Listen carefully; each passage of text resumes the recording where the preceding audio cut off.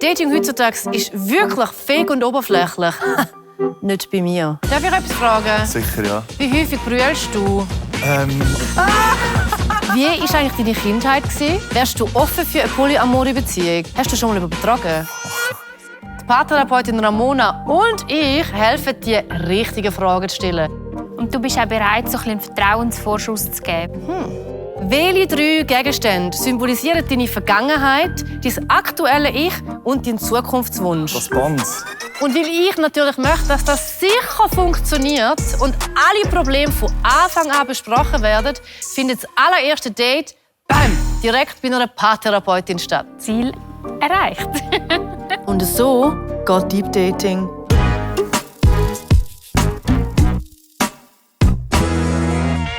Ich habe das Problem, dass ich irgendwie, wenn ich einen Freund suche, immer an narzisstische Männer gerate. Das nervt ein bisschen. Und darum möchte ich der Schweiz helfen. Ich habe eine Dating-Sendung aufgebaut, die zusammen mit einer Therapeutin genauso Sachen verhindert, dass man eben nicht mit Narzissten zusammenkommt oder mit Leuten, die nicht available sind. Für das bist du da, Ramona. Für das bin ich da. Ich gebe mein Bestes. Was müsste ich denn machen, wenn ich ein Date habe, um zu merken, der Dude hat narzisstische Persönlichkeitsmerkmale? Welche Fragen stelle ich am besten? Vielleicht wäre es noch wichtig, herauszufinden, ob er es selber merkt oder ob er es selber weiss. Also frage ich einfach, hey, hast du jetzt gemerkt, dass du vielleicht ein bisschen Zum Beispiel. narzisstischen Vibe hast? So. Ja, und ich glaube, du könntest das noch gut wahrscheinlich, oder? Auf jeden Fall. Weil ich es so gut kann, würde ich dir ein bisschen helfen. Zum Beispiel dir, Tim. Ciao, Gürsch, mir geht's gut. Danke vielmals, dass du mir hilfst.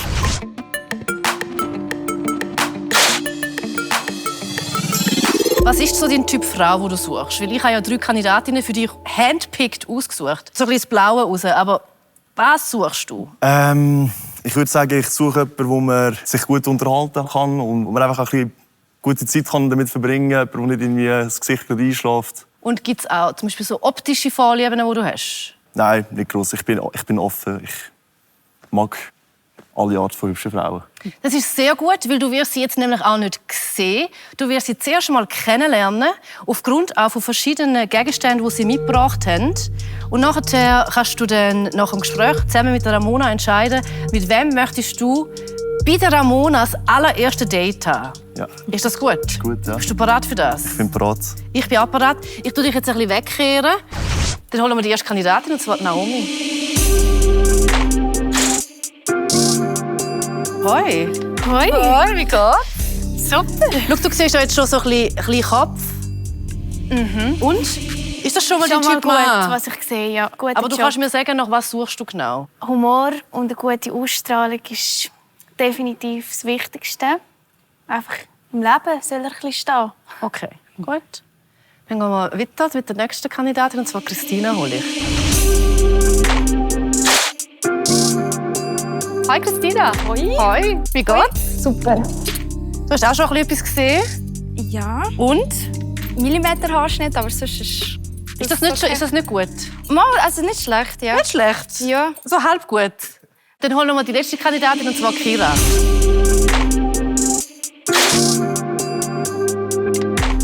Hallo Kira, wie geht's? Gut. Schön. Ich habe die Haare von dir im Mund. Aber sitz hin. Wie nervös bist du von 1 bis 10? Aktuell ein 4. Ein 4? Jetzt sind ja alle so arschcool. Ist die Generation so I don't care, Kamera laufen, aber ich bin mega cool. So. Ja, etwa.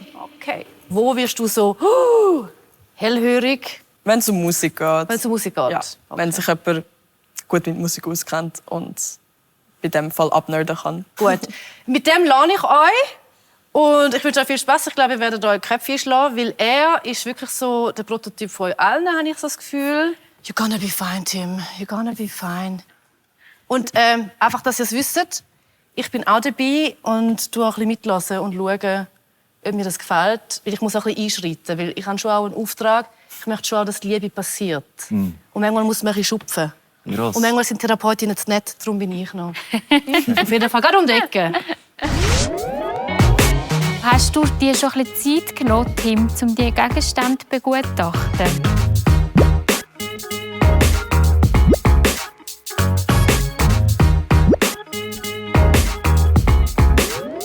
Ich habe mal einen ersten Blick darauf geworfen. Ja. Jetzt zum Beispiel hier sehe ich eine Perücke und eine Brille. Ja. Was vermutest Ich habe das Gefühl, vielleicht etwas Theater, Ja. wo da im Background rum sein könnte. Ja, das ist auf jeden Fall schon mal sehr ein guter Guess gewesen. Es ist eine Leidenschaft, die mich schon seit Kind eigentlich begleitet.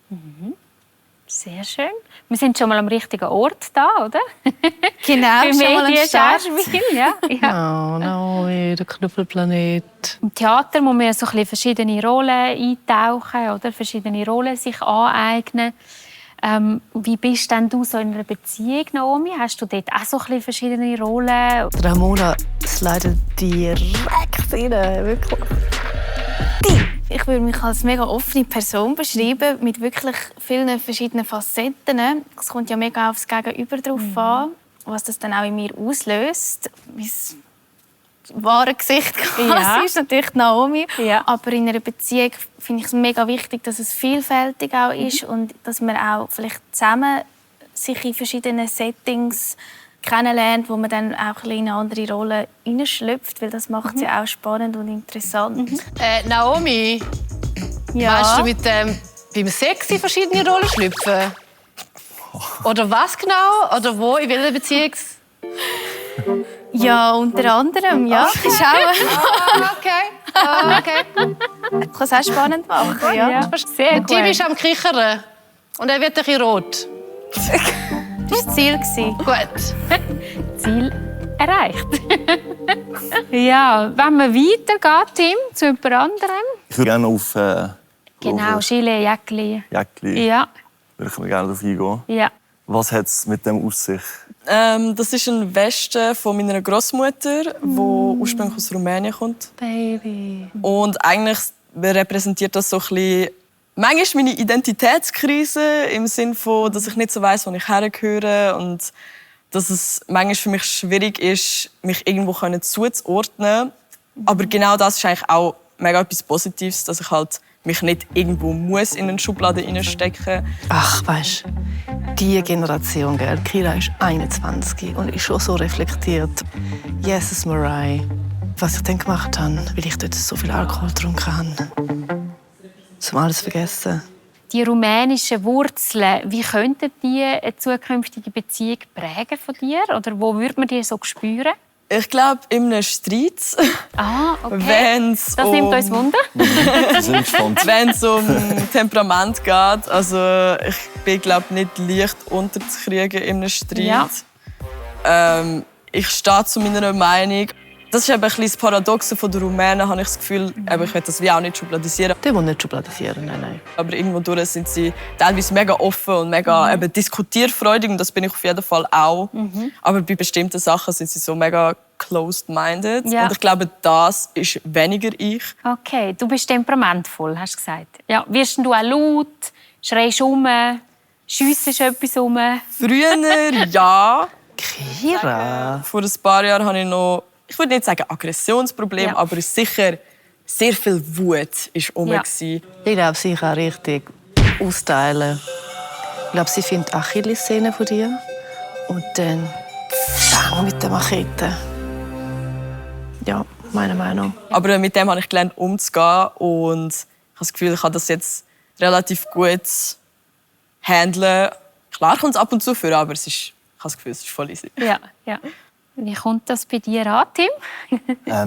Ja, also ich finde natürlich, ein bisschen Temperament ist völlig okay. Das macht es vielleicht sogar ein bisschen spannend. Ich würde sagen, das ist für mich eine sogenannte Orange Flag, aber Aber muss natürlich alles im Rahmen sein.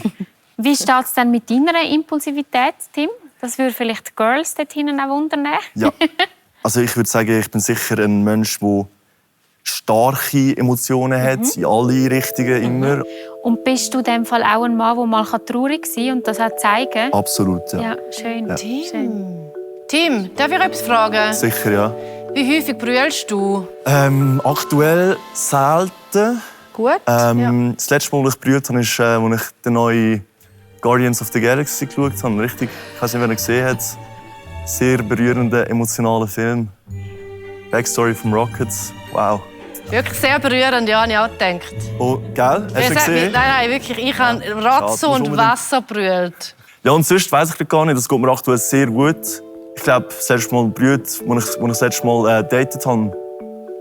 ist natürlich immer mit vielen Emotionen verbunden. So. Da kann man dann auch mal Tränen teilen zusammen. Also auch in einer Beziehung in dem Fall zeigst du das? Ja, absolut. Ja. Schön. Green Flag. Ich sehe so Nicken dort hinten dran. Ich glaube, das findet bei allen Anklang. Das ist doch schön. Welchen Gegenstand wollen wir als nächstes vornehmen? Das so.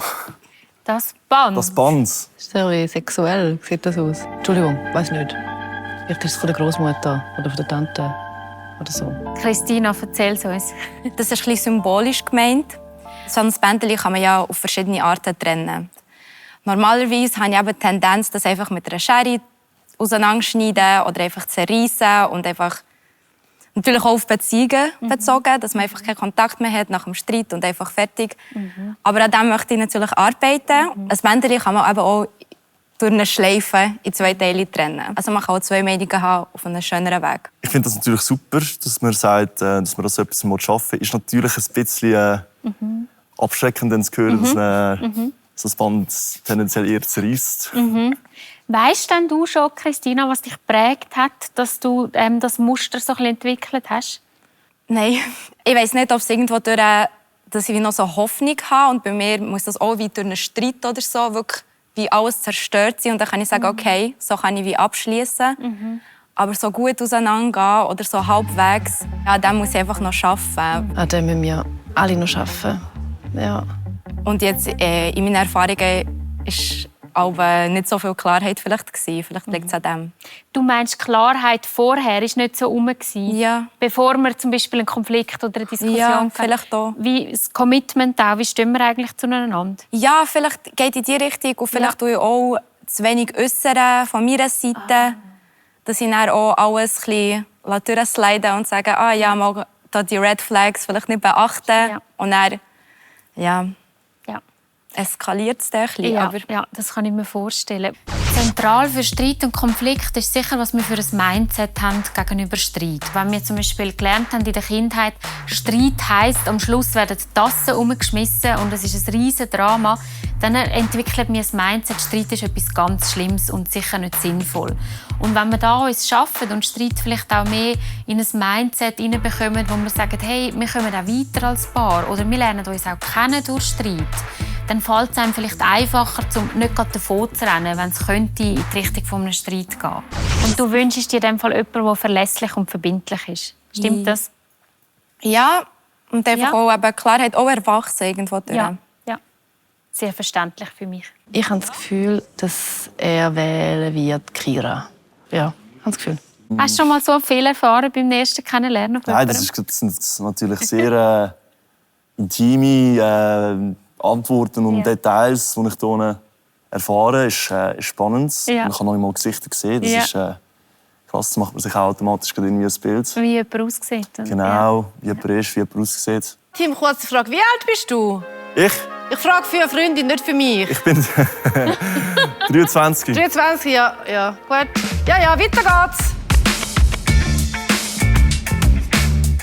Also ich habe auch schon mit Typen, wir haben fast wie eine Beziehung geführt und dann haben wir uns auf keiner einzigen Plattform zum Beispiel gefolgt. Entschuldigung, also Gott. Aber eben, man kann ja daraus lernen und nächstes Mal sage ich das schon. Und ich glaube, dass man sich irgendwie ausleben will oder vielleicht auch Angst hat, etwas zu verpassen, ist in unserem Alter auch mega normal und gehört dazu. Gehen wir, glaube ich, auf die Platte noch ein. Die spezifische Platte habe ich ausgewählt, weil ein Song drauf ist, «Water of Love». Der Song repräsentiert, dass ich eigentlich ready bin zum Love accepten. Bist du ein eifersüchtiger Mensch? Ei. Nein. Da ist also lang gegangen, bis geantwortet worden ist. Und du bist auch bereit, so ein bisschen einen Vertrauensvorschuss zu geben. Ja, braucht es. Das ist wichtig. Genau. Ist jedes Mal wieder ein neues Risiko, wo man reingeht. Zum Beispiel ein Red Flag für mich ist, wenn sie Moncler eine Jacke tragen. Ich habe selber eine Moncler-Jacke, also ich habe nicht das ein Red Flag. Wie geht's euch? Oh, Ja. was war das? Christina? Gut. Wie geht's dir? Ich bin am Stress schwitzen. Stress? Ja, ist ein bisschen grusig. Du schmeckst wahrscheinlich wie der Frühling. Also sag mal, was dir zu der Naomi in den Sinn kommt. Also ich habe einen sehr guten Eindruck von der Naomi.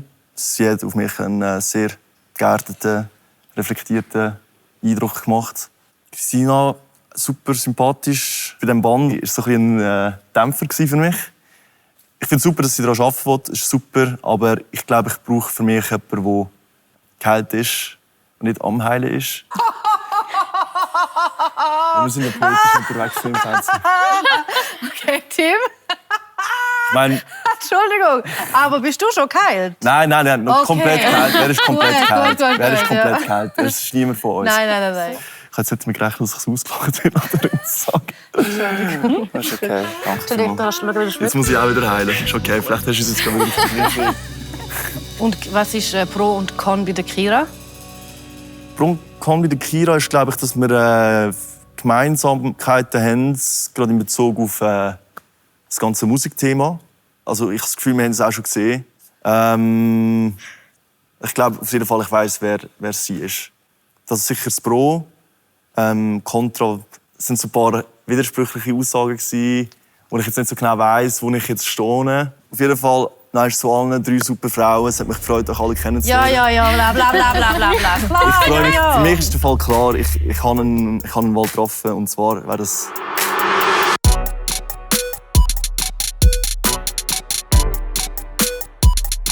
die liebe Naomi. Naomi! Okay.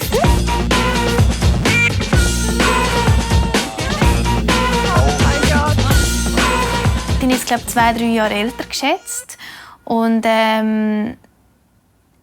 ja, sonst hat, glaube ich, so das Bild dann recht übereingestimmt. Ich hatte irgendwie das Gefühl, sie ist blond. Ich weiss nicht wieso. Du machst dir automatisch ein Bild über die Kandidatinnen. Und dann war es aber nicht so. Ja, das ist spannend. Ich mache quasi parat, dass ihr könnt dann noch mal eine ganze Therapiesession haben bei der Paarpsychotherapeutin, bei der Ramona. Ja, ich freue mich, um jetzt mit euch ein bisschen einzutauchen in euer Paargespräch, wo wir schon mal ein bisschen schauen können, ja, wenn ihr jetzt potenziell ein Paar werdet, was könnte dann so ein bisschen schwierig sein? Oder auch, was könnte gut werden? Natürlich Ressourcen. Wie lange Beziehungen habt ihr beide jetzt schon gehabt? 3,5 Jahre war meine längste Beziehung. Schon mega jung, Ja. 16. 16, krass. Trotzdem kommt es ja oft vor, und so war es jetzt auch in meinem Fall, dass man sich halt dann ein bisschen verschiedene Richtungen entwickelt und ja, nachher merkt, hey, vielleicht passt es jetzt wie nicht mehr. Was hast du dort so für Phasen erlebt? Oder wenn du ein bisschen zurückschaust, so über die Beziehungszeit, was kommt dir dort in den Sinn? Am Anfang ist die Beziehung spannend und viel Neues und irgendwann ist, glaube ich, auch ganz normal, kommt man so eine kleine Routine. Ja, Tim, bei dir? Bei mir ist es so, ich kann eigentlich in dem Sinn bin ich noch nie official gsi. Ich habe exklusiv datet, aber es ist nie so weit gekommen, dass beide Parteien gesagt haben, so, wir sind jetzt official, auch halt gegen außen das Commitment in dem Sinn. Also man merkt sich official daten, heisst man datet, aber man sagt es niemandem. Ich habe in diesen exklusiven Dating-Phasen doch auch Erfahrungen können sammeln. Also die sind schon auch länger gegangen teilweise. Ich würde sagen, was ist das längste, so 5 Monate irgendetwas gewesen. Also man ist zusammen, aber nur für sich. Warum ist es dann nicht in die offizielle Phase gekommen, dass ihr euch committed habt, beide? Red Flag jetzt von meiner Seite, wo auftaucht. Ich habe das Gefühl, unsere Generation ist viel mehr so ein bisschen durchscrollen, das nächste Schnelle, der nächste Dopaminreiz, der muss kommen. Und ich habe das Gefühl, das prägt auch ganz klar so unser Dating- und Beziehungsverhalten. Aber eben, ich wollte jetzt nicht einfach irgendwie in der Zeit das in die Schuhe schieben. Ich müsste dem natürlich noch ein bisschen auf den Grund gehen, dass er jetzt noch nicht so eine längere Beziehung geführt hat. Grundsätzlich ist es für mich aber gar kein Problem, kein Red Flag. Weil ich denke, es spielen ja ganz verschiedene Faktoren mit. Jetzt habe ich noch eine Frage an Tim. Tim, du bist Rapper. Ich nehme an, dass da viele Leute die auch in DMs sliden. Tust du einmal parallel auch mit verschiedenen Frauen schreiben? So ein bisschen Flirt. Was völlig okay wäre. Aber vielleicht wird das Naomi wissen. Das ist immer eine Frage von der Phase, in der ich mich gerade befinde. So. Und welche Phase ist aktuell? Ich würde sagen, die Phase ist aktuell eher casual. Ich denke, die Formen sind nicht neu. Das hat man wahrscheinlich auch schon früher gemacht, schon vor 50 Jahren oder einfach schon früher. Aber ich glaube, das Labeln, das ist so ein bisschen neu dazugekommen, dass man alles auch so ein bisschen labeln mit diesen englischen Begriffen. Ich bin mega schlecht mit diesen Begriffen, was jetzt genau was ist. Ich auch. Ja. Casual Dating, exklusiv. Es gibt auch recht viele Begriffe. Ja, genau. Also exklusiv Dating bin ich gerade nicht, aber hey, ich finde auch, also ich bin einfach mega offen unterwegs, lerne Leute kennen und sobald es aber für mich wie passt mit jemandem oder so ein bisschen matcht, dann ist mein Fokus schon auch ganz klar dort drauf, weil es alles andere auch zu anstrengend ist. Die meisten Beziehungen, also ich rede jetzt mal von romantischen Beziehungen, durchlaufen so verschiedene Phasen, wo man manchmal auch wieder ein bisschen zurückgeht und wieder ein bisschen führen. Also es ist nicht linear. Am Anfang ist natürlich das Verliebtsein, das Schmetterling, man idealisiert den Partner sehr stark, wo dann gefolgt ist von einer Phase, wo eher ein bisschen die Entnüchterung kommt, wo man merkt, ja, so perfekt ist er oder sie dann doch vielleicht nicht. Nachdem finden viele so ein bisschen Machtkämpfe statt. Man muss aushandeln miteinander. An was sind wir? Wie stellen wir es uns vor? Die verschiedenen Bedürfnisse müssen unter einen Hut gebracht werden. Wenn man die Phase so ein bisschen überschritten oder durchbearbeitet hat, dann kommt man zu einer Phase, wo es vielleicht mehr um Akzeptanz geht, wo man akzeptiert, wir haben gewisse Unterschiede, wir haben gewisse verschiedene Vorstellungen, aber trotzdem möchten wir zusammen sein und als Paar durchs Leben gehen. Und in dieser Phase ist es dann wie so, wo man auch viel wieder die Liebe so ein bisschen geniessen kann, wo man das Gute sieht, aber wie mit vielem anderen vielleicht auch tolerant sein und akzeptierend. Im Idealfall. Was wären dann bei euch während dem Daten Red Flags? Was geht gar nicht für euch? Ich glaube, bei mir ist es so ganz klar so ein bisschen, zu offene Wunden. Ich hatte das vielleicht früher ein bisschen das Syndrom, das Helfersyndrom. Und habe dann irgendwann so feststellen, es geht natürlich schon, man kann Leuten helfen, aber grundsätzlich hilft man sich selber am besten. Also. Und da muss von sich selber die Initiative kommen. Und für mich ist der grösste Green Flag, wenn ich jemanden anschaue und ich sage, du hast geheilt, nicht voll geheilt. Ich kann niemand finden. Niemand ist voll geheilt. Bei dir, Naomi? Ja. Was geht gar nicht beim Daten? Das kann ich eigentlich zurückgeben. So ein bisschen Unselbstständigkeit, wenn jemand das ausstrahlt, so ein bisschen Unzuverlässigkeit und keine Initiative, das ist für mich immer so ein bisschen schwierig. Und das ist gleichzeitig dann auch gerade so Green Flag, wenn jemand so ein bisschen weiss, wo er steht, mal einen Vorschlag bringt und nicht einfach nur gehen wir etwas trinken, ein bisschen da, ein bisschen einen Kaffee dort, sondern auch mal ein bisschen kreativer. Fallschirmspringen zum Beispiel, Bungee-Jumpen. Oder einfach mal im Botanischen Garten dort ein Picknick machen. Oder sagen, hey, wir machen zusammen einen Kochkurs. Vegan Thai Kitchen. Einfach, es ist ganz einfach, Leute. Und wenn man nicht weiss, was machen, googelt man es. So, Leute. Ihr tönt so, also wirklich so wie schüch ihr tönt. Ist es wegen der Therapeutin, dass ihr so schüch sind? Keine Ahnung. Ist es wegen mir? Nein, das nicht. Ich mache mich eher insecure mit dem Auslachen. Lacht dich nicht aus. Ich gebe euch jetzt eine Red und eine Green Flag. Cool. Voilà. Sind ganz ehrlich, wollt ihr euch wieder sehen oder wollt ihr euch doch lieber nicht daten? 3, 2, 1. Gibt es ein Date oder nicht? Juhu! Sie hat einen mega coolen, reflektierten Eindruck gemacht. Und ich kann mir definitiv vorstellen, sie noch mal zu treffen. Alles andere kann ich wie jetzt noch nicht sagen. So. Was uns jetzt schon mal verbindet, ist so das gemeinsame Erlebnis da. Und ja, bin mega gespannt, weil, wenn man dann auch noch mal wirklich einfach das zweite Gespräch hat. Wir tun zusammen brainstormen, damit das voll. ein fantastisches Date wird. Ich hoffe, ihr könnt uns noch ein bisschen updaten, weil wir nehmen die Kameras nicht mit. Aber auf Instagram kann man da sicher dann ein paar Postings, Bilder und so weiter. Und ich suche die nächsten paarungswilligen Kandidatinnen. Oh my God, how cute are they? Sorry, ich will nicht so übertrieben, aber oh da. Da unten kannst du kommentieren und da kannst du in die DMs leiten, wenn du unbedingt willst.